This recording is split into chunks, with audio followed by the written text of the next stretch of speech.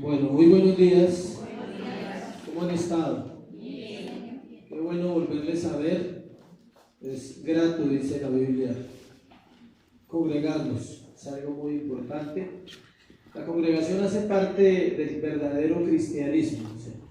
Está demostrado que las personas que no se congregan difícilmente desarrollarán una vida cristiana correcta. Hay dos extremos: se puede volver alguien místico o se puede volver alguien religioso. La congregación nivela el misticismo y la religiosidad. El misticismo, ¿por qué? Porque la gente dice que ora. Yo oro en mi casa y tengo a Dios. Y la religiosidad, ¿por qué? Porque se basa solamente en lo que dice la Biblia, pero no cumple a cabalidad lo que dice la Biblia. Y la Biblia demanda congregarse. Hebreos 10:25. No dejando de congregarse como algunos tienen. ¿Por qué? Por costumbre. Pero si usted lee el contexto, dice sabiendo que el día del Señor se acerca. O sea, es una demanda de Dios y por eso se establecieron las iglesias en todo el mundo. La iglesia fue establecida para que el pueblo de Dios se reúna con un solo propósito: adorarle. Adorarle es el tiempo de la administración, adorarle es con la ofrenda y adorarle es con la predicación. Todo el servicio es una adoración a Dios. La gente confunde adoración con el tiempo en que se cantan las canciones. No, la adoración es la parte de la alabanza y la adoración. La parte de la ofrenda es una adoración, adoras con tus bienes. Y la parte de la predicación, tu corazón está dispuesto a escuchar la palabra. ¿Ven? Entonces vamos a dar inicio al tema de hoy. Recordarles una vez más la invitación. Vamos a estar hablando temas muy trascendentales en la vida de un creyente. Asistir a una iglesia no te salva, te lo aclaro, cada semana te lo puedo decir con mucho amor. Leer la Biblia no te salva tampoco. Orar no te salva, te salva Cristo. Cristo revelado en el corazón te salva para que leas la Biblia y la puedas comprender, para que ores y tengas comunión y para que vengas a una iglesia ¿a qué? A adorarle. ¿Sí ven la diferencia? La iglesia nos salva, la Biblia nos salva, la oración nos salva. Cristo salva y hace que esas tres cosas cobren valor en la vida de un ser humano y sean importantes en él y sean claras. Entonces vamos al libro de Marcos. ¿Por qué inicié con esa reflexión? Porque hoy vamos a hablar de un tema muy interesante y es sobre la oración. Marcos capítulo 11, versículo 20 al 26. Y pasando por la mañana vieron que la higuera se había secado desde las raíces. Entonces Pedro, acordándose, le dijo: Maestro, mira, la higuera que maldijiste se ha secado. Respondiendo Jesús le dijo: tened fe en Dios, porque de cierto os digo que cualquiera que dijere a este monte: quítate y échate en el mar, y no dudare en su corazón, sino creyere que será hecho lo que dice, lo que diga le será hecho. Por tanto os digo que todo lo que pidiereis orando, creed que lo recibiréis y os vendrá. Y cuando estéis orando, perdonad si tenéis algo contra alguno, para que también vuestro Padre que está en los cielos os perdone a vosotros vuestras ofensas. Porque si vosotros no perdonáis, tampoco vuestro Padre que está en los cielos os perdonará vuestras ofensas. Padre, hoy te damos gracias, Señor. Gracias por tu verdad y gracias por tu palabra, porque ella es la suma de toda la verdad, Señor. Hoy oramos para que nos hables, para que sea el Espíritu Santo, Señor, poniendo tus palabras en nuestro corazón, escudriñando lo profundo del corazón de Dios y lo profundo del corazón del hombre para unirlo, Señor, para llegar a conocerte como tú anhelas que te conozcamos en esta tierra mientras vivimos, Dios. Gracias por este tiempo, gracias por esta iglesia, Señor. En el nombre de Jesús, amén y amén. Necesidades para la oración eficaz, se llama la enseñanza, el sermón de hoy. Necesidades para la oración eficaz. Damos bienvenida a aquellos que nos visitan hoy. Aclaramos y recordamos siempre que es una iglesia bíblica, está basada únicamente en las Escrituras. Ellas son la autoridad de la iglesia máxima, no el pastor ni los líderes, nadie. Solo la Biblia es la autoridad de una iglesia. Mientras eso sea así, la iglesia permanecerá en la tierra. Amén. Voy a hacer una conexión con el tema pasado, porque al ser una iglesia que solo está basada en las escrituras, manejamos la predicación expositiva. Y es poner el texto en orden para que el oyente pueda entender cómo es la historia bíblica desde principio a fin. Entonces, ¿dónde vamos? En el libro de Marcos. Hablamos hace 8 días sobre el templo, sobre la maldición que el Señor lanza contra la higuera y sobre el templo, y explicamos claramente qué significaba eso. Ahora continuamos hacia la cruz. Ese es el caminar de todo cristiano. ¿Hacia dónde? Hacia la cruz. Tú no vas hacia otro lugar. El día que tú entiendes eso, que vas hacia la cruz cada mañana, entonces vas a vivir para Cristo plenamente. El mayor ejemplo de eso es Jesucristo. Él va hacia la cruz, hizo una cantidad de labores y de tareas, pero su destino es ¿cuál? La cruz del Calvario. Recordemos el día anterior, estamos en la última semana de Jesús. Acuérdense, estamos en la última semana, se conoce como la semana de la pasión de Cristo. Y el Señor estuvo en el templo el día anterior al pasaje que vamos a estudiar hoy, o sea, lo que vimos hace 8 días, poniendo en orden las cosas y enseñando acerca de lo que realmente significaba el templo. Usted lo ve unos pasajes anteriores al que estamos mirando. Hablamos que se refería a nuestro cuerpo, que el templo y la enseñanza que Él está dando ahí de santificar el templo tenía que ver con el corazón del creyente, y vimos que la higuera tenía que ver con el pueblo de Israel, que no había dado frutos y que no era semejante a lo que Dios esperaba de su pueblo. Ahora encontramos una lección que parece que no tiene el lugar correcto. ¿Sí sabía que hay pasajes que usted va en una temática cuando salta a otra? Este es uno de esos. Entonces encontramos un pasaje que parece que no debiera ir ahí, pero es acerca de la oración.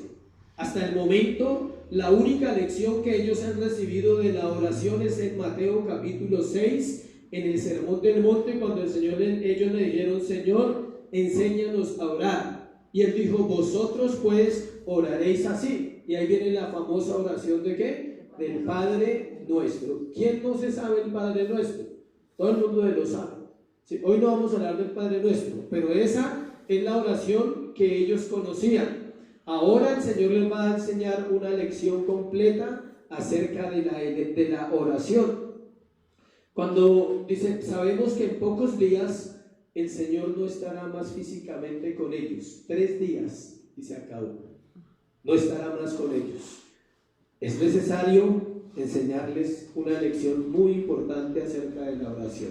¿Por qué? Valga la redundancia. Porque será tan necesaria la oración en ellos como el aire que respiran para poder vivir y para poder soportar todo lo que iban a vivir después de que Cristo resucitó, ascendió al cielo y quedaron ellos, y vino la presencia del Espíritu Santo y se estableció la iglesia cristiana por primera vez en el libro ¿de qué? De Hechos. Si quiere averiguar, en el libro de Hechos capítulo 11 dice que por primera vez se le llamó a los discípulos ¿qué? Cristianos. Por primera vez. La palabra cristiano no aparece sino 2 veces en la Biblia. Primero eran ¿qué? Discípulos. Ellos entrarían a ser parte de la iglesia que ora sin ver. Ellos entraron a ser parte de la iglesia que ora sin ver. De aquellos que dependemos del Señor y para todo, aunque no lo vemos. Esa es su iglesia. Usted y yo somos los mismos, pertenecemos a la misma iglesia de la cual empezaron a ser parte los discípulos de Jesús, porque ellos hasta ahí lo que necesitaban lo tenían en su maestro. Tenemos hambre, pan y pescado. Tenemos sed, venir y beber. Tenemos necesidad, el mar está bravo, yo lo calmo, no se preocupen. O sea, todo lo que necesitaban estaba a la mano del hombre llamado ¿qué? Jesús. Tenía el poder para hacer lo que quisieran, entonces ellos vivían tranquilos y confiados. Pero aquí empieza el proceso de su vida ¿de qué? De oración. Los estudiosos dicen que ellos no, escuche bien, ellos no conocieron a Jesús plenamente hasta que Cristo resucitó. O sea, uno dice, pero ¿cómo así? O sea, 3 años y medio con Él y no lo conocían. Hay personas que llevan 20 años y no se conocen, ¿cierto? O si no, mira alguno que tenga al lado. Siempre uno va conociendo más a conociendo más. 3 años no eran suficientes. Aparte de eso, la labor que Jesús vino a establecer era la vida del Padre, o sea, la relación del Padre con los hijos. La oración está asociada a una palabra siempre, escuche, fe. Sin fe es imposible agradar a Dios, porque los que creen en Dios, dice que es necesario tener fe, porque los que creen son los que realmente van a entender que Él galardona, dice en Hebreos, aquellos que creen realmente. Alguien dijo que el mayor acto de fe de una persona es orar. ¿Por qué? Porque no ve a nadie. Siempre que cerramos nuestros ojos, ¿usted ve a alguien? No. Si lo cierra, ¿no? Si está así con un ojo abierto, pues está viendo a todo el mundo. Algunos oran con un ojo abierto y otros no cierran los ojos mientras los demás oran. Pero el que ora y cierra sus ojos no ve a nadie. Es un acto de fe. Es un acto de fe creer que alguien escucha mi oración. Efectivamente alguien escucha nuestra oración, y el único Dios, escuche, que escucha las oraciones es el Dios de las Escrituras. La Biblia dice que los otros dioses, porque los hay con D minúscula, no escuchan, porque tienen ojos y no ven, porque tienen oídos y no oyen, tienen manos y no palpan, tienen pies pero no caminan, no pueden hacer nada. El único Dios que escucha la oración del creyente es el Dios verdadero, el Dios de la Escritura. Nuestro Padre, de quien procede todo don perfecto y toda buena dádiva, Santiago 1:17. El Padre de las luces, dice, de Él desciende todo don perfecto y toda buena dádiva. Esta importante lección la vamos a mirar a través de cinco elementos o 5 puntos cortos, ¿sí? Vamos a leerlos y ahorita los vamos a estudiar uno por uno en el pasaje. Los 5 elementos que integran la oración eficaz son su componente histórico, su componente teológico, su componente espiritual, su componente práctico y su componente moral. Se lo repito. Son 5 componentes: el histórico, el teológico, el espiritual, el práctico y el moral. Eso es como una clase de oración prácticamente. Si uno dice, Señor, ¿sí comparto ese tema con la iglesia? Dios dice, sí, porque la iglesia va creciendo, la iglesia se va preparando y vamos en una secuencia bíblica. Entonces no hay temor que la iglesia no pueda recibir una lección así, porque uno dice, uy, pero ¿eso qué es? ¿Histórico, teológico, espiritual, práctico y moral? Vamos a ver que ahí están condensados. Vamos a ver uno por uno. Entonces, primero, vamos a ver el componente histórico de la oración. Esto es algo muy espectacular. Versículo 20. Vamos a ver texto por texto. Pasando por la mañana, vieron que la higuera se había secado desde las raíces. Para conectar ese versículo, usted tiene que ir al versículo del capítulo 11, versículo 13. Viendo de lejos una higuera que tenía hojas, fue a ver si tal vez hallaba en ella algo, pero cuando llegó a ella nada halló sino hojas, pues no eran tiempos de higos. Entonces Jesús dijo a la higuera, nunca jamás coma nadie fruto de ti, y lo oyeron sus discípulos. Ahí conectamos el capítulo 13 y 14 con el versículo 20. Pasando por la mañana, vieron que la higuera se había secado desde las raíces. Y si quiere conectarlo más y entender más la escritura, lea el versículo 19. Pero al llegar la noche, Jesús salió de la ciudad. La noche anterior, después de haber estado en el templo y haber confrontado toda la religiosidad, Él se va a descansar, y pasando por la mañana sucede esto. Vienen a la higuera y ven que se ha secado desde las raíces. Entonces Pedro, acordándose, le dijo. Entonces Pedro, ¿qué? Acordándose, le dijo, mire lo que le dijo, mira, le dijo, maestro, mira, la higuera que maldijiste se ha secado. Entonces Jesús le respondió, ¿qué? Tener fe en Dios. Parece que no hubiera nada aquí acerca de la oración. No le dice, pero ahora ¿con qué van a salir? Parece que no hay nada aquí. Pero la lección es más allá de lo que podemos ver como siempre en la Biblia. Lo importante es recordar. Aquí lo importante es que recordar, acordándose Pedro lo que había pasado el día anterior, que Dios dio una palabra y la palabra tuvo poder para que la higuera ¿qué? Se secara. Entonces el Señor les está diciendo que hay un elemento importante en la oración de los creyentes y es el elemento histórico, el elemento de la recordación. Se conoce como la ley del recuerdo. ¿Cuántos oran? La ley del recuerdo. Eso es algo poderoso. Ha salvado a muchos cristianos de apartarse de Dios esa ley.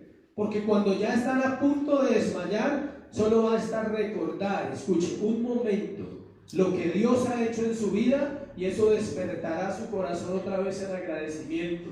Si lo hizo una vez, lo harás otra vez. Si pudiste hacerlo en esa época que yo no entendía y yo no conocía, lo puedes hacer ahora otra vez. La ley del recuerdo, dice, Dios siempre habló a su pueblo bajo esa ley. Siempre les dijo que recordaran cómo Él había actuado en tiempos antiguos. Así sigue actuando hoy. Lo hace a través del poder que hay en la oración. Era clave que ellos recordaran el poder de las palabras de Jesús. Él les está diciendo en una forma que no está escrita, les dice, ustedes van a tener que aprender a orar y van a tener que aprender a recordar todas las cosas que vivieron conmigo durante estos 3 años, porque eso va a traer mucha fe a su corazón y eso nos va a llevar a tener una vida de oración que ferviente. Pienso que la vida de un hombre o una mujer de Dios no es sostenido sino por la oración y la palabra. No hay nada más que sostenga esa vida. Dice el libro de Deuteronomio, se conoce como el libro del recuerdo. Deuteronomio se conoce como el libro del recuerdo. Vayamos a Deuteronomio y vamos a ver rápidamente cómo es de poderoso el recuerdo. Son demasiados los versículos, escuchen, en Deuteronomio, para que el libro signifique, es más, el libro significa eso, recuerdos.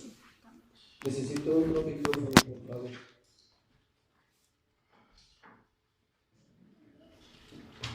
No. El libro significa ¿qué? Recuerdos. El libro de Deuteronomio tiene 5 mensajes. Y son los 5 mensajes donde Moisés le recuerda al pueblo de Israel Éxodo, Levítico y Números. Ahí cierra la ley y él le recuerda eso. Pero usted se va a aterrar cómo está esa palabra tan marcada ahí. Miremos algunos de sus versículos donde la palabra clave es recordar. Vamos en orden. Deuteronomio capítulo 4 versículo 10. Solo para anotar esa palabra, para que usted y yo hoy comprendamos una cosa. Debemos recordar lo que Dios ya hizo, no lo que va a hacer. Escuche, tú no sabes lo que Dios va a hacer y yo tampoco. Eso es inventar. Si alguien dice, yo sé lo que Dios va a hacer, no inventes, usted no sabe nada y yo tampoco. Sabemos lo que Dios hizo por las Escrituras. Creemos que va a hacer, es diferente. Creemos que va a hacer porque Él lo dice que lo va a hacer. Pero mire la ley del recuerdo tan fuerte en el libro de Deuteronomio. Deuteronomio 4 versículo 10. El día que estuviste delante de Jehová tu Dios en Horeb, cuando Jehová me dijo, reúneme el pueblo para que yo les haga oír mis palabras, las cuales aprenderán a temerme todos los días que vivieren sobre la tierra, y las enseñarán ¿a quién? A sus hijos. Él está diciendo, reúname el pueblo para yo volver a decirle ¿qué? Las palabras. Ya se las había dicho antes en Éxodo. Tiene que volver a decírselas. 5:15, vamos en orden hacia adelante. Rápidamente, 5:15, mire lo que dice, acuérdate, por favor, que fuiste siervo en la tierra de Egipto. Acuérdense que fueron esclavos del mundo, iglesia, nunca se les olvide. Acuérdense que éramos esclavos del mundo y que el Señor tu Dios nos sacó de allí con mano fuerte y brazo ¿qué? Extendido, por lo cual Jehová tu Dios te ha mandado que guardes el día de reposo. Acuérdese los domingos que usted estaba en el mundo y venga a la iglesia a congregarse. Para ellos era el día de reposo, para nosotros es que el domingo. 7:18. 7:18. No tengas temor de ellos, de ellas, dice. Acuérdate bien de lo que hizo Jehová tu Dios con Faraón y con todo Egipto. No tengan miedo de las naciones, dice Israel. Acuérdense, yo peleé por ustedes y yo los liberé. 8:2. Y te acordarás de todo el camino por donde te ha traído Jehová tu Dios estos 40 años en el desierto, para afligirte, para probarte, para saber lo que había en tu corazón, si habías de guardar o no sus mandamientos. Cada vez que esté en una prueba, acuérdese que Dios lo ha pasado de proceso tras proceso. Versículo 18 del mismo capítulo 8. Sino acuérdate de Jehová tu Dios, porque Él te da el poder para hacer las riquezas, a fin de confirmar su pacto que juró a tus padres, como en este día. Seguimos, 9:7. Acuérdate. Le puedo leer todas cantidades de veces en el libro. Acuérdate, no olvides que has provocado a Dios. Sigamos para avanzar rápidamente. 15:15. Todo el libro es lo mismo. 15:15. Solo queremos mostrarlo para entender el poder de la oración. Y te acordarás de que fuiste siervo, otra vez le dice, en la tierra de Egipto. 16:3. No comerás con ella pan con levadura, 7 días comerás con ella pan sin levadura, pan de aflicción, porque a prisa saliste de tierra de Egipto, para que todos los días de tu vida, ¿qué? Te acuerdes. ¿Sí ven? Dejémoslo ahí, tengo muchos más, pero dejémoslo ahí para volver al tema que estamos hablando hoy, de la oración. Terminemos con Isaías 45, del 8 al 10. Que el Señor le recuerda al pueblo de Isaías, donde está Isaías ubicado, y miren lo que les dice. Rociad cielos, 45 del 8 a 10. Rociad cielos de arriba y las nubes destilen justicia. Ábrase la tierra y produzcase ¿qué? La salvación y la justicia. Hágase brotar juntamente. Yo Jehová lo he creado. Dice, hay del que pleitea con su hacedor, el tiesto con los tiestos de la tierra. Dirá al barro, al que lo labra, ¿qué haces? ¿O tu obra no tiene manos? Hay del que dice al padre, ¿por qué engendraste? Y a la mujer, ¿por qué diste a luz? Ese no era. Ese no es el texto.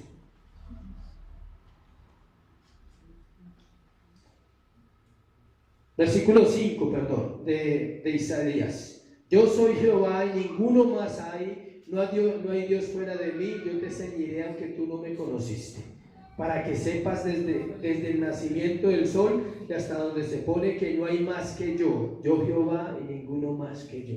En Isaías Dios también hace un recordatorio constante al pueblo de Israel, dice, acuérdense que no hay otro Dios en la tierra sino solo ¿quién? Yo. El componente histórico de la oración hace que el creyente en tiempos de aflicción pueda postrarse y decirle, Señor, tú me salvaste y tú no me salvaste para vivir todo el tiempo mal. Nosotros no predicamos un evangelio de sufrimiento. Predicar la Biblia de verdad, algunos creen que es eso. Algunos dicen, uy, no, eso es imposible vivir para Dios bajo lo que dice la Biblia. Si es imposible, tengo esa noticia, para el hombre, mas para Dios no es imposible. Para Dios puede tomar una vida y llevarlo a través de esa oración constante. ¿Cuántos llevan más de 10 años de conocer del Señor? ¿Y se acuerdan de sus oraciones cuando llegaron? Y así lleve un año, ¿se acuerdan las de hace 8 meses? ¿Se acuerdan si lleva 2 años? ¿Se acuerdan la de hace 2 años? ¿Cómo llegamos? Cuando no le conocíamos. A veces las oraciones eran más cortas y más sinceras. La oración más sincera de la Biblia es la de Pedro. Señor, sálvame. Cuando se estaba hundiendo, cuando caminó sobre el agua. Es la oración más poderosa. Él solo le dice, Señor, ¿qué? Sálvame. Esa oración puede cambiar una vida cuando sale del corazón. Dios, sálvame. Esa es la oración. A veces nos enredamos tanto que olvidamos lo sencillo que es Dios en el tiempo de oración. Por eso Él dice, recuerden. Ahí en Marcos les está diciendo a los apóstoles, a los discípulos, les está dando una lección. Él les dice, yo no voy a estar, pero recuerden constantemente las cosas que vieron. Recuerden cuando la higuera se secó, recuerden cuando sané al paralítico, recuerden cuando eché fuera los demonios de las personas, recuerden cuando el mar estaba en tormenta y yo lo calmé, porque lo van a necesitar. Cuando las tormentas de la vida venían, ellos decían, si Él calmó el mar, puede calmar esta tormenta de la vida que estoy viviendo. Segundo, el componente teológico de la oración, versículo 22.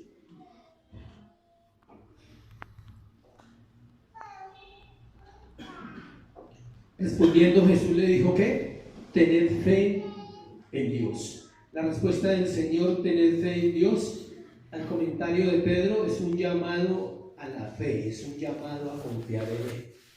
Nota que Pedro no hizo una pregunta como en otras ocasiones, él simplemente hizo un comentario. Pedro se acordó y le dijo, maestro, ayer usted pasó por acá y hoy pasamos y la higuera se secó. Es un comentario, él no le está diciendo, Señor, ¿qué tengo que hacer para tener fe? ¿Cómo aprendo a orar? Pero el Señor conocía el corazón de ellos y sabía que lo necesitaban. Por eso él dice, respondiendo Jesús le dijo, tened fe en Dios. El componente clave de la oración, escuche, es el carácter poderoso de Dios. En eso radica la confianza para orar. No en su necesidad, no en mi necesidad, no en su problema o en mi problema. ¿Es en quién? En Él. Es la confianza. Tener una vida eficaz de oración requiere confiar en el poder de Dios, en el propósito de Dios, en la promesa de Dios, en los planes de Dios y en la voluntad de Dios. Se lo voy a volver a leer. Tener una vida eficaz de oración requiere confiar en el poder de Dios, en el propósito de Dios, en la promesa de Dios, en los planes de Dios y en la voluntad de Dios. La oración se enfoca en honrar el nombre de Dios, en el avance del reino en la tierra y en el cumplimiento de su voluntad. Entonces usted y yo desaparecimos en la oración. ¿Sí ven? Ahí nos dice, la oración se enfoca en la necesidad de fulanito o de sultanito. Y uno empieza como a desanimarse, dice, no, entonces aquí vengo a una iglesia. Si no se enfoca en mí, no se enfoca en ti, se enfoca en Él. Dios no comparte su gloria con nadie, es un Dios celoso. El hombre no participa del poder de Dios, lo recibe si lo cree. Al contrario, las oraciones egoístas no serán contestadas. Pues miren lo que necesita una oración: honrar el nombre de Dios. Piensa en eso. ¿Tu oración honra a Dios o es una oración de quejabanza? Lo que decía mi esposa ahora, es una oración de queja. Todo el tiempo estoy mal, no tengo, mis hijos están mal, mi familia está mal. Dios dice, entonces, ¿dónde quedo yo? O sea, entonces, ¿para qué vienes a orar si a toda hora está mal? Se llama confianza. El avance del reino. Oras porque Dios avance en la tierra, oras porque personas vengan a la iglesia y sean salvos, oras porque aquellos que están en la oscuridad venga luz sobre ellos. Esa es la oración. Y luego dice, y en el cumplimiento de su voluntad. Señor, hágase ¿qué? Tu voluntad en la tierra como se hace ¿dónde? En el cielo. El cielo obedece a Dios total. La tierra desobedece a Dios total. Es una pequeña diferencia. Al contrario, las oraciones, vamos a Santiago capítulo 4, versículo 3 para ampliar un poquito más este asunto de las peticiones y las oraciones y todo lo que nos compete aquí. Santiago capítulo 4, versículo 3. Miren lo que dice: pedís y no recibís, porque pedís mal para gastar en vuestros deleites. Las oraciones egoístas no tienen respuestas. Evalúe si su oración ha sido egoísta en algún momento. Hay gente que quiere tener comodidades materiales para sentirse más que los demás. No es una buena motivación. Hay mujeres que pueden orar por un hombre casado, no hay respuestas en esas oraciones. Y jóvenes orando por mujeres casadas, no hay respuestas en esas oraciones. Es que esa me gusta, es casada. Haz algo, Señor. ¿Qué puede hacer el Señor? Nada. Es una oración que egoísta. Voy a ser un poco más fuerte. Queremos ser bendecidos cuando nuestra vida no está en orden. Y Dios no bendice el desorden. Dios nunca ha bendecido el desorden, sería alcahueta. Ordena tu casa, le dijo el profeta a Ezequías. No estaba en adulterio, no estaba en fornicación, el rey no estaba así, era el rey de Israel. Pero había algo en la vida de Ezequías que ordenar y el Señor lo sabía. Le dice, ordena tu casa porque ciertamente ¿qué? Morirás. ¿Qué hizo Ezequías? Dice, automáticamente se volteó a la pared, se postró allá a llorar y a decirle, Señor, ten misericordia de mí, por favor. Igualito que nosotros. Se botó a llorar, a clamar, a decirle, Dios, perdóname. ¿Qué hay en desorden? Yo estoy dispuesto a ordenarlo, pero bendíceme. Y dice que el profeta iba caminando allá más adelantico y Dios le habló, le dijo, devuélvase que le voy a regalar 15 años. Pues porque clamó inmediatamente. Queremos ser bendecidos a través de las oraciones, pero no tenemos la vida en orden. Dios no bendice ese tipo de oración. De hecho, la oración en pecado es abominable a Dios. Por eso la oración empieza santificando el corazón. Señor, límpiame para estar delante de ti. Muéstrame mi corazón. ¿Qué hay? ¿Qué necesita ser transformado? Primera de Juan, capítulo 5, versículo 14. Primera de Juan, capítulo 5. Esta es la confianza, escuchen, que tenemos en Él. Primera de Juan, capítulo 5, versículo 14. Esta es la confianza que tenemos en Él. Escuche bien, que si pedimos alguna cosa conforme a su voluntad, Él nos oye. El texto no dice que si pedimos alguna cosa conforme a mi voluntad, Él me oye. ¿Es conforme a qué? A su voluntad.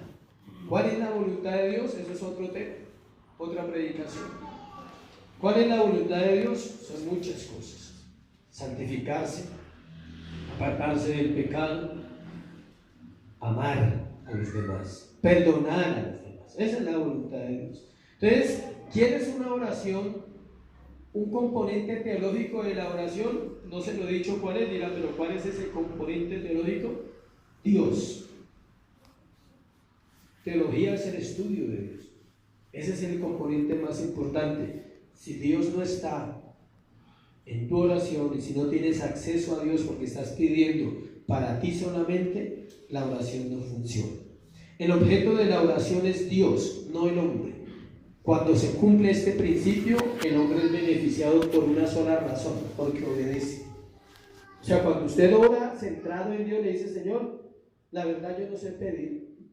Yo no sé pedir para mis hijos, yo no sé pedir para mi familia, no sé cómo puedo pedir para que tu obra avance en la tierra, no sé cómo pedir para que se haga tu voluntad, enséñame. ¿Sí? La Biblia dice que nosotros le podemos decir a Dios, Romanos 8:26, ¿qué hemos de pedir como conviene? No lo sabemos.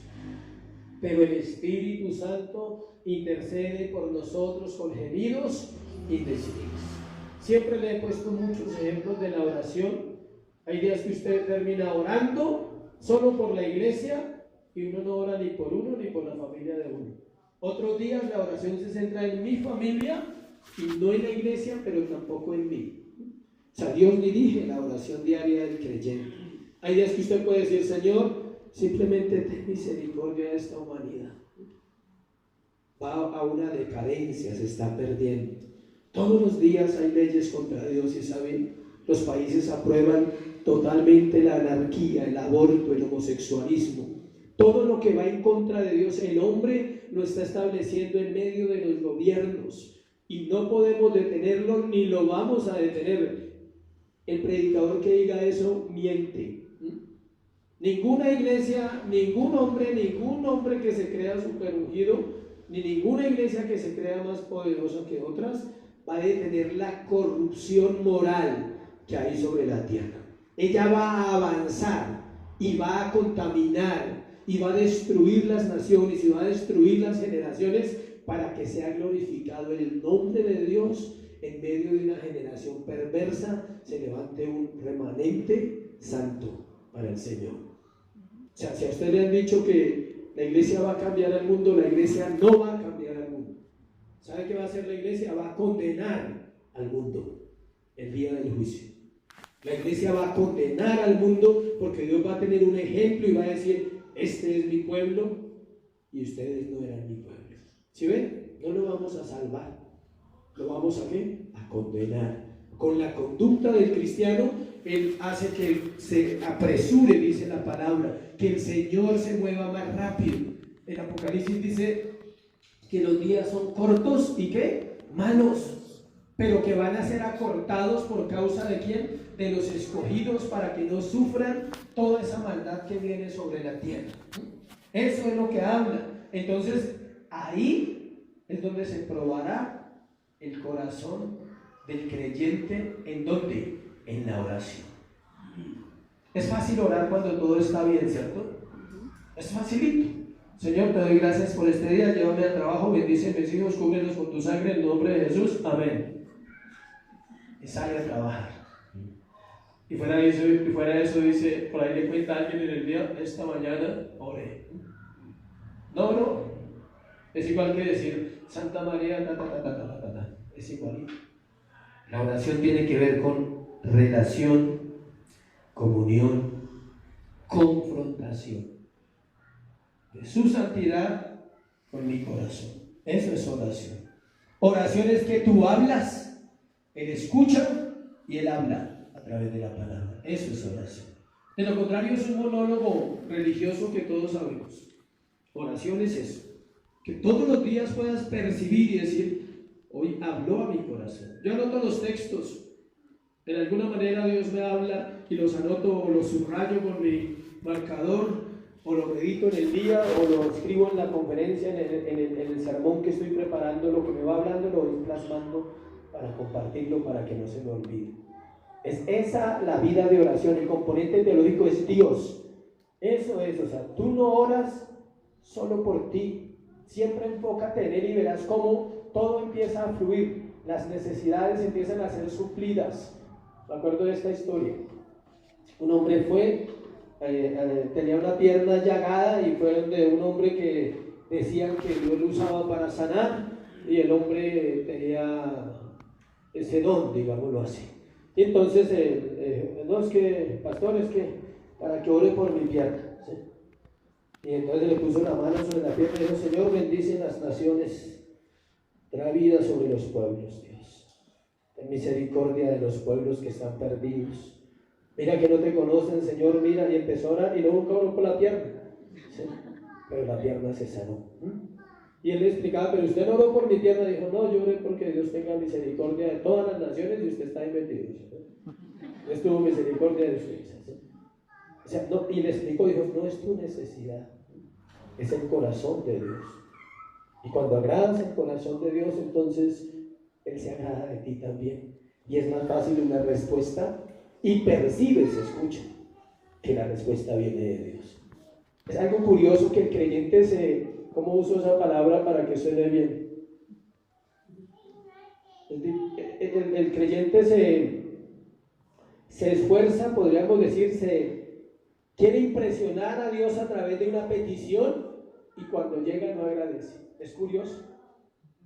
Cuando viene la respuesta, no es capaz de, así como clamó, postrarse un día y llorar en gratitud y decirle: así como te clamé con tanto mi corazón, que transformaras una vida, que hicieras algo en mi salud, que transformaras una situación que estoy viviendo, así mismo quiero postrarme esta mañana a decirte gracias.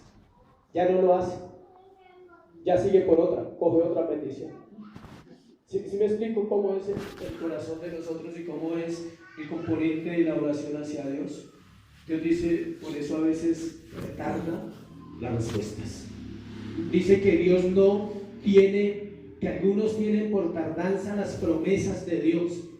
Y no es que Dios se demore, es que está esperando que usted y yo nos arrepintamos, por lo menos de ser desagradecidos a veces. Amén.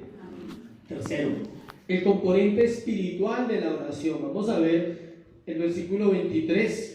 Porque de cierto os digo que cualquiera que dijere a este monte: quítate y échate en el mar, y no dudará en su corazón, sino creyere que será hecho lo que dice, lo que diga le será ¿qué? Hecho. ¿Cuál creen que es el componente espiritual de la oración? La fe. El teológico es Dios, el histórico es el recuerdo que siempre ha estado ahí. Teológicamente me dirijo a Dios y en una parte espiritual necesito ¿qué? Fe. Porque de cierto os digo, dice ahí, es una afirmación que quiere decir amén. Él está diciendo, va a suceder, es efectivo que sucederá. El Señor está asegurando que la oración con fe siempre produce resultados. También dice cualquiera, o sea que no es para pastores y no es para maestros de la Biblia, es para cualquier creyente. En cuanto al monte, escuche bien la explicación. Cualquiera que dijera a este monte, quítate, échate en el mar, y no dudar en su corazón, sino creyere lo que será hecho, lo que dice, lo que diga, le será hecho. Muchos se pegan de ese versículo para decir que tienen fe, pero ni siquiera saben nada de ese versículo. En cuanto al monte, es algo hipotético o simbólico. Nadie ha traspasado una montaña al mar en oración. Nadie lo ha hecho. Si eso sucediera, entonces tomaríamos el pasaje literal y diríamos, no, si un monte se traspasa, yo hago que mi hijo se convierta mañana por la oración. ¿Cuánto diéramos porque fuera así, no? Oré y mañana se convirtió. Dios, libérame de las deudas, mañana libre de las deudas. No funciona así. La oración de fe y la oración verdadera de la fe no funciona así. Escuchen, era un principio usado para enseñar una verdad espiritual. A los rabinos de la época de Jesús, que eran sabios para dar consejos a los que venían en necesidad, la gente les decía que ellos eran individuos que removían montañas. Cuando ellos venían necesitados y les decían, mira, haz esto, eran sabios de parte de Dios, la gente decía, uy, esa gente mueve montañas definitivamente. O sea, quita problemas de la vida de la gente. Siempre lo hemos asociado a eso, con que tú dices algo y va a suceder, porque si dijeres y tuvieres fe y le dijeres al monte que se echa mal, entonces será hecho. Y siempre lo hemos interpretado así. Era algo simbólico, era simplemente la sabiduría de esos hombres para decir, haz esto, los problemas eran removidos. Entonces había como esa tradición que decían, uy, ellos son de esos hombres que mueven ¿qué? Montañas. De hecho es una frase que se usa mucho en el ámbito secular. La fe mueve montañas. Dios mueve montañas, la fe no. Le tengo esa noticia. La fe no mueve nada. La fe es esto, escuche. El planteamiento que el Señor hace es el siguiente. Cuando enfrentamos un problema difícil que no tiene solución humana aparentemente, Él está diciendo lo siguiente: si no dudares en tu corazón, sino si tú crees que será hecho lo que estás diciendo, lo que pidas por medio de la oración será hecho. Surge el problema de la duda, pero la duda no es dudar de la fe, es dudar de Dios. O sea, cuando usted tiene fe, no está dudando de la fe, está dudando ¿de quién? De Dios. La fe, acá es donde quería llegar, la fe por sí sola no sirve. La fe es la manera de acceder al poder de Dios. Sí, o sea, la fe no mueve montañas, Dios mueve montañas, porque la fe hace que el poder de Dios sea real en un cristiano. ¿Sí ven? Tenemos un concepto errado de la fe. ¿Sabe de dónde viene ese concepto? Del ocultismo, de la mara, de la foto de la billetera, de la pata de conejo, de la plata de sábila, de la herradura del mar de la puerta. Y queremos traspasar ese tipo de fe mística y ocultista y pagana y mundana, queremos traspasarla a la fe de las Escrituras, y no funciona así. La fe de Dios no está puesta en nada, ni siquiera es la fe propia del creyente, es el don de Dios de la fe que se lo da al creyente para que ponga toda su confianza en Dios y pueda creer y decir, yo voy a confiar en ti. Cuando Dios te da fe en una palabra, escuche esto, usted estará tranquilo el resto de su vida. ¿Cuándo estará tranquilo? El resto de su vida, aunque no haya sucedido lo que Él le dijo, porque la fe no tiene fecha, ni tiene límite. ¿O quiere que le preguntemos a un hombre de la Biblia llamado Abraham, que tenía 75 años y Dios le dijo que le daría un hijo y una descendencia, y sucedió a los 100, pero no tenía límite ni fecha de vencimiento? La fe no vence. ¿Es fe o no es fe? Pero en Abraham, como en usted y en mí, hubo un momento de duda. Entonces aceptó la oferta de la esposa y se acostó con la esclava. Era una buena oferta, quizás. Sí, para un hombre normal como Abraham, venía del paganismo, acuérdense. Era de los caldeos, era pagano. Y dice, bueno, pues si mi esposa lo dice, yo le hago caso. Y se acostó con Agar. 13 años, de los 75 a los 88, tuvo su crisis de fe. Y le tocó esperar otros 12. O sea, tal vez, dicen, tal vez, en ese momento iba a llegar Isaac, pero él se adelantó y dijo, no, esperemos otros 12 porque no les sirvieron 13. ¿Sí me estoy explicando? Las cosas no suceden no porque Dios no pueda, ni porque Dios no quiera. Él puede y quiere. No sucede porque nosotros tomamos atajos. Siempre. Sí, eso es como pensamos que es como el computador, atajo para entrar. No. Abraham trató de tomar un atajo. Solo se adelantó un poquito, durmiendo con la esclava, y tuvo un hijo. Pero el Señor le dice, Él no te va a heredar. Te va a heredar el hijo que yo te dije que te iba a dar, porque aún a pesar de que hayas fallado, te lo voy a dar. Era el hijo de Sara, no era el hijo de Agar, porque la promesa también se la dieron ¿a quién? A Sara. Santiago 1, 6, 8.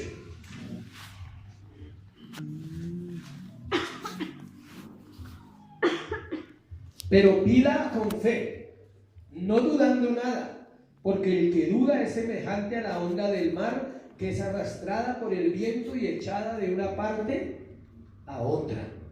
La Biblia no habla de la fe diciendo que tiene que ser grande o mucha. Nunca. O sea, él nunca dice que la fe tiene que ser gigante o que es mucha fe. Nunca. La fe de Pedro era suficientemente fuerte para salir de la barca y caminar sobre el mar. ¿Por qué Pedro caminó sobre el mar en ese instante? Porque miró a Jesús. Por eso. Él lo vio y no tenía luz. Pero escuche, pero su fe fue tan débil, o sea, era fuerte por un instante y luego fue ¿qué? Débil, que falló antes de llegar a Jesús. O sea, perdió la mirada en Jesús y vio las olas y dijo, me hundo y se hundió. Lo que hizo que el Señor le llamara poca fe. O sea, no es mucha, no son cantidades, no hay más fe para alguien que otros. Escuche bien, nadie puede decir que tiene más fe que otro en el cristianismo. Es la fe que Dios ha puesto en tu corazón, porque hay una medida de fe que Él repartió a cada uno.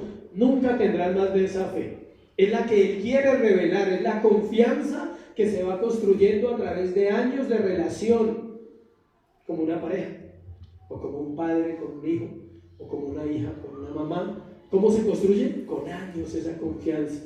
Entonces, hoy en día, para mí es más fácil confiar que Dios me llamó, que cuando me llamó. Estoy más convencido. Han pasado 20 años y estoy convencido que Dios me llamó a predicar el Evangelio. Nadie me puede quitar esa seguridad. Ni la muerte, nada. Si muriera, moriría satisfecho hoy por lo que Dios ha hecho conmigo. Moriría satisfecho. Porque cuando tenía 18 años pensaba que no iba a llegar a esa edad. Porque cuando era un joven pensaba que moriría joven por la vida que tenía. Tengo 45 años y Dios me ha dado mucha vida me ha dado con 45 años. Y Él sabe que si Él decidiera, yo sería feliz, porque sentiría que hice hasta donde Él quiso, porque Él me ayudó en la fe hasta hoy. Amén. En el caso del padre del muchacho endemoniado, devuélvase unas hojitas ahí de Marcos 11, devuélvase a Marcos 9, capítulo 9, versículo 22. Dice ahí que había un hombre, un padre que tenía un hijo endemoniado, y muchas veces le echan el fuego y en el agua para matarle, pero si puedes hacer algo, ten misericordia de nosotros y ayúdanos.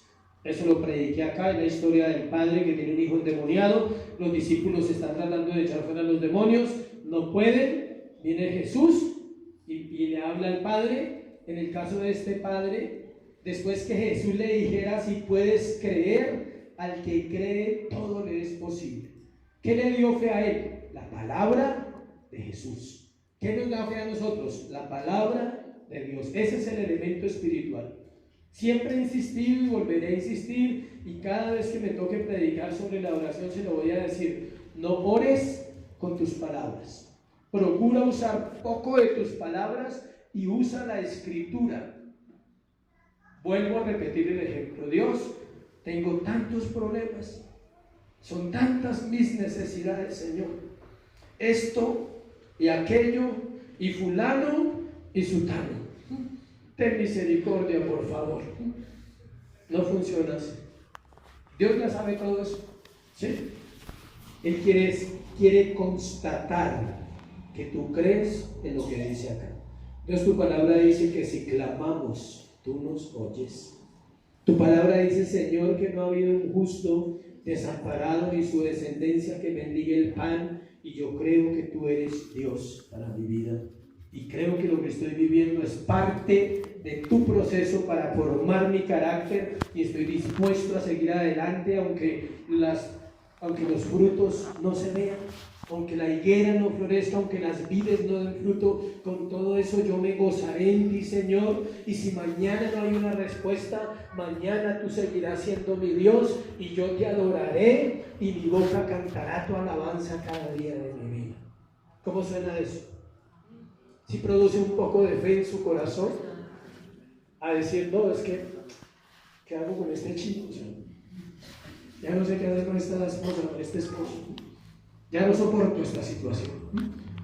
Dios no nos llama solamente a eso, nos llama a una vida de fe. Ese es el componente espiritual. Nadie tiene una fe perfecta. Buena noticia, ¿sí o no? Sin mezcla y sin dudas. Toda la fe que usted tiene y la que yo tengo, poquita, harta, no lo sabemos. Dios sabe la fe que tenemos. Siempre tiene mezclas y tiene ¿qué? Dudas. Pero incluso, escuche, una fe débil, pero con reverencia y confianza ante el Señor, hace que su poder actúe a favor de nosotros. ¿Sí ven? Si tuvieras fe como un grano de mostaza, ¿quién conoce la semilla de mostaza? Es como la cabeza de un alfiler. Así es la fe que usted y yo necesitamos. Él no dice si tiene fe como un barco, como una volqueta llena de fe, o sea, no, es chiquitica. Cuarto, el componente práctico de la oración. El componente histórico, teológico, espiritual, práctico. Es algo muy obvio, pero hay que decirlo. Esta es la parte que más nos gusta. El componente práctico es que hay que pedirlo. Santiago 4:2. Pedís y no recibís porque pedís ¿qué? Mal. O sea, algo práctico es que en la oración también se pide, y eso nos encanta, ¿sí? O sea, ya hablamos que el enfoque es Dios, sí, pero siempre hemos hablado también que no es una vida religiosa donde yo no puedo pedir. Es algo muy obvio. Sin embargo, no es una carta de garantía para pedir egoístamente y esperar que todo lo que pida sucede. Todas las peticiones deben ser coherentes en cuanto al Señor. Marcos 14:36. El Señor clamó que si era posible que Dios pasara esa copa que había de beber, y no fue como Él quería. Él le dice: pero hágase tu voluntad, mas no lo que yo quiero, sino lo que tú quieres. Esa es la oración cuando usted pida, pero siempre dígale: Señor, si me respondes, es porque es tu voluntad. Y si no me respondes, es porque es tu voluntad. ¿Sí ven? La voluntad de Dios no es que a ti te guste o a mí me guste, o es que a mí me parezca que Él hizo su voluntad. No, Él siempre la hace. Él no necesita tu ayuda. Él no dice mi voluntad depende de tu oración. No, la voluntad de Él se hace por encima de su oración y de la mía. Pero Él anhela esa confianza, Él anhela que el hombre conozca el corazón de Él. El Salmo 62:8 dice, es hermoso, dice, espera en Él en todo tiempo, oh pueblos, derramad delante de Él vuestro corazón, Dios es nuestro refugio. La oración práctica es esa, lo práctico de la oración es que derramar el corazón diariamente, en sinceridad, en honestidad. Alguien decía, uno puede decirle a Dios que está molesto, obvio, o si no, no se le quita la molestia. ¿Sí? ¿Puedes decirle a Dios que estás molesto con alguien? Sí, pero ahorita vas a entender para qué. ¿Para qué le dices que estás molesto con alguien? ¿Puedes decirle al Señor que tiene dudas? Sí. Señor, yo dudo de ti, ayúdame. Eso hizo el padre del muchacho endemoniado, Marcos 9. Le dijo, Señor, yo creo, ayuda a mi incredulidad. O sea, es una lucha entre la fe y la incredulidad. Usted dice, no, yo confío que el Señor lo va a hacer, pero por dentro usted quisiera hacer algo antes de que Él lo haga. O sea, eso nos pasa a todos. Terminamos el componente moral de la oración. Este es el cierre y es una parte fundamental para los que oran y para los que oramos.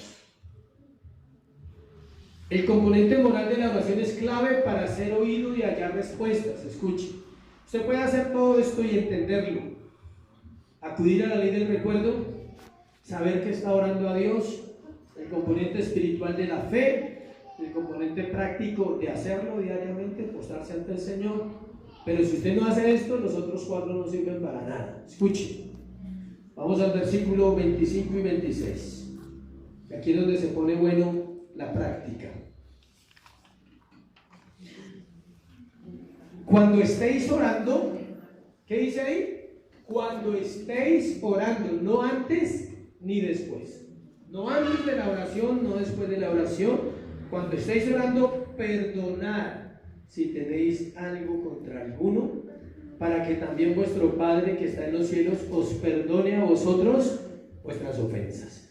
Porque si vosotros no perdonáis, tampoco vuestro Padre que está en los cielos os perdonará vuestras ofensas. Hasta aquí empieza el proceso bueno. Si solo hacemos esto, los otros cuatro son más fáciles. Pero esto es lo que más cuesta al cristiano. El perdón es un deber de todo creyente. No es una opción. Le tengo esa noticia. No es una opción. ¿No quieres? Ya te voy a decir qué pasa. El no perdonar equivale a desobedecer. Es algo que no podemos pasar por alto. Escuche eso. Hay gente que pierde en oración. Hay gente que pierde en oración por desobediencia. O sea, lo que ha conquistado en oración lo pierde en la desobediencia. Lleva una vida de oración todos los días. Yo sé que muchos hacen eso, pero no obedece todos los días. Y esa oración no tiene el mismo poder. El perdón al que hace referencia aquí la Escritura no es el perdón para salvación, no es el perdón de mis pecados, ya fueron perdonados, porque Dios no nos perdonó los pecados porque nosotros hubiéramos perdonado a los demás. Dios no perdonó a nadie, escuche, a nadie en la tierra porque haya perdonado a otro. Él nos perdonó aunque no habíamos perdonado a nadie. Aquí se refiere a un perdón relacional que se vive diariamente en las cosas que pasan a nuestro alrededor, escuche, y sobre todo por aquellos cercanos. Ese es el estorbo.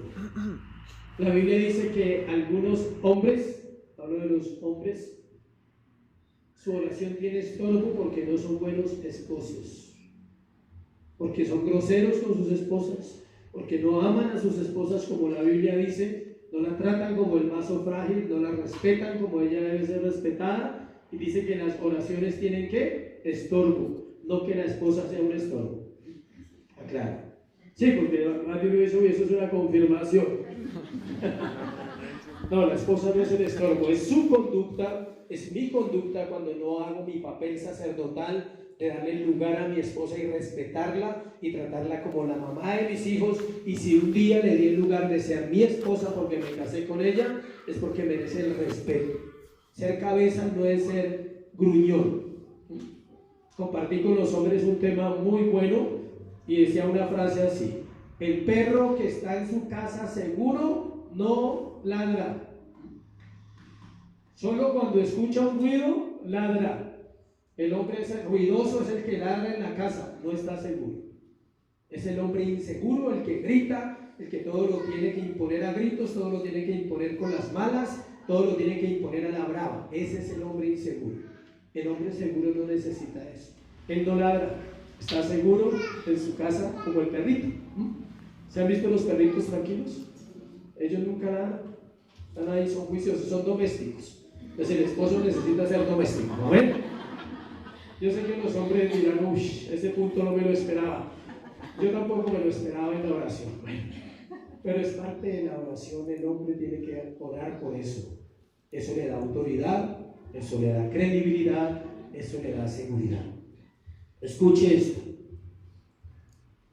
Hay un ejemplo muy bonito, no lo voy a leer, pero se lo voy a contar, y es cuando el Señor le lavó los pies a los discípulos. Y Pedro le dijo que no. Dijo, no me los lave. Y el Señor le dijo, si no te lavo los pies, no tienes parte conmigo. Y entonces dijo, entonces láveme todos. Láveme todos. ¿A qué se refería la ilustración, la enseñanza? La respuesta de Pedro es que él no quiere, y la respuesta se le dice que él ya está limpio. Le dice, ustedes ya están limpios. Entonces, ¿a qué se refería? A la limpieza constante en la oración. Necesitamos limpiarnos todos los días del pecado que nos contamina. No es para salvación, escuche. Yo quiero hacer mucho énfasis en eso para que usted no pierda su tiempo gastando palabras en lo que no debe cuando ora, sino que su tiempo sea vital. No ore para ser salvo, porque usted ya es salvo si ya está en un proceso. Si no conoce al Señor, sí, dígale, yo no te conozco, sálvame. Pero si sabe que hay una relación con Él, ya no necesita, Él ya lo salvó. Dígale, límpiame. Quiero vivir como un hombre o una mujer que salva. Orar sin perdonar, escuche, es contraproducente, pues estamos transgrediendo varios mandatos de Dios. Estamos contristando al Espíritu Santo por un lado, porque no estamos perdonando. No perdonar es pecado, y mientras hayas pecados escondidos o guardados, no hay respuestas en las oraciones. El Salmo 66, 18 dice, en mi corazón hubiese yo mirado si en mi corazón hubiese yo mirado la iniquidad, el Señor no me había escuchado. Puse aquí entre paréntesis, no confesado o aceptado. El salmista dice, si en mi corazón yo hubiera visto mi adulterio, David, y no lo hubiera reconocido, el Señor no me había escuchado. Siempre vemos nuestro pecado. No lo tomes a la ligera. Antes de seguir orando, para ahí, dile, perdóname, reconozco esto. Y sobre todo en el perdón. Si hay cosas por perdonar, hoy es el día para perdonar. Termino aquí. Las alternativas son claras. Guardar rencor o que las oraciones no sean contestadas. Tú escoges. Si guardas el rencor, no hay respuestas. Si perdonas, hay respuestas de Dios. No, escuche, se lo digo de corazón porque ya lo viví. Yo ya viví eso y sigo viviendo cosas. Me costó mucho perdonar cosas en mi vida difíciles, sobre todo la traición. La traición es que te abren una herida y luego te la abren y te echen sal y limón. Esa es la traición. Una herida es una cosa, la traición es más profunda. Es la herida más profunda del hombre. Por eso Jesús se sintió traicionado. La herida que le causamos a él fue nuestra traición. Y un día fui traicionado y casi no puedo perdonar. Me costó, hasta que el Señor me dio esa lección, me dijo, ¿tú crees que yo te perdoné?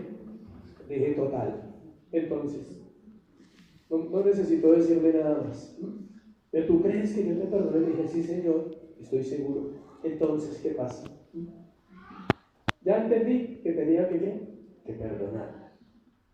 No se puede aceptar el perdón total y compasivo de Dios y después no perdonar a otra persona. Es hipocresía. Amén. Solo la presencia y la ayuda del Espíritu Santo nos convencen en nuestro corazón de esa necesidad. Escuche, iglesia, es una necesidad perdonar, y al mismo tiempo nos da el poder para hacerlo. Termino hasta aquí. No importa si la persona te acepta el perdón o no, eso es claro, pero es que ya se murió. No perdone los muertos, no hay que perdonarlos. Sí, porque hay gente que perdona al muerto y todavía sigue con el muerto y carga al muerto. No, los muertos no se perdonan porque no existen. Pero es que está lejos. Haz tu parte, Dios hará su parte en ese corazón. Pero es que usted no sabe cuánto me dolió. Pregúntele a Jesús, no al pastor. Pregúntele a Jesús cuánto le dolió morir en la cruz del Calvario, y no será igual a tu dolor y al mío jamás. Es que mi vida es como la de nadie. Todas las vidas son como la de nadie. Si uno se pudiera mostrar aquí la película en videobit, nos ponemos a llorar todos por todos. En serio, con solo una vida de los que está aquí, incluyéndome, que pudiéramos ver ahí el corazón real bajo los ojos de Dios, todos nos postraríamos a llorar y a pedir misericordia por nuestra alma, porque en realidad el que nos conoce es ¿quién? El Señor. Amén. Ponte sobre tus pies, vamos a orar. Dale gracias a Dios y recuerda, para que puedas entrar en su presencia hay que perdonar. ¿Qué? No lo sé, el Señor lo sabe. Padre, gracias por esta mañana, por tu bendita palabra, Dios. Gracias por el privilegio que nos da, Señor, escucharte a través de las Escrituras. Podemos obviar los primeros pasos, Señor, porque solo basta cerrar los ojos y recordar que tú eres Dios y que nos has respondido una y otra vez. Que nuestro objeto y nuestra mirada debe estar puesta en Jesús. Que la fe es importante, Señor, y que solo viene de ti. Pero sobre todo hoy muéstranos en el corazón que hay que perdonar, Dios. Dios es tu iglesia, es tu pueblo, tú le conoces. Tú conoces mi corazón, Señor, como siervo. Te pido ayúdanos a perdonar. Que no hayan argumentos a la hora de orar. Entonces la oración no será tan pesada, la oración no será tan difícil, la oración no será tan retardada, Señor, en tus respuestas, porque habremos hecho tu voluntad, porque habremos agradado a tu corazón, Señor, al perdonar a los que nos ofenden, al bendecir a los que nos maldicen, Dios, al no tomar en cuenta el pecado que otro causó contra mi vida y me hizo daño y me dolió, Señor. Pero debo entender que tú demandas mi perdón hacia esa persona y hoy estoy dispuesto a hacerlo, Dios, porque anhelo comunión, porque deseo que mi oración sea escuchada por ti, Padre. Tómate unos segundos antes que cualquier cosa. Cuando perdonas, eres perdonado de ese pecado que se llama rencor, que se llama resentimiento. No es una emoción como algunas veces pensamos, es un pecado no perdonar. Y esta mañana es para eso, para decirle, Señor, enséñame a perdonar. Enséñame a ser como Cristo, que perdonó a sus transgresores, que perdonó a los verdugos mientras iba hacia la cruz. Él había perdonado a los que lo mataron inclusive. Señor, ayúdame a perdonar esta mañana. Ni siquiera pensarlo, Dios, ni siquiera medir si esa persona se lo merece o no.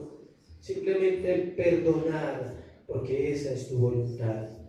Y tu voluntad siempre es buena, es agradable y es perfecta, Dios. Sé que siempre traes a memoria a las personas más cercanas. Y es nuestra familia, Dios. Son aquellos que amamos, porque fieles son las heridas del que ama. Porque es el esposo que hirió, es la esposa que hirió, es el padre que no está, es el papá que no es papá. O es el hijo que desobedece y le duele a sus padres. Pero esta mañana es una mañana de restauración en su palabra. Gracias, Jesús.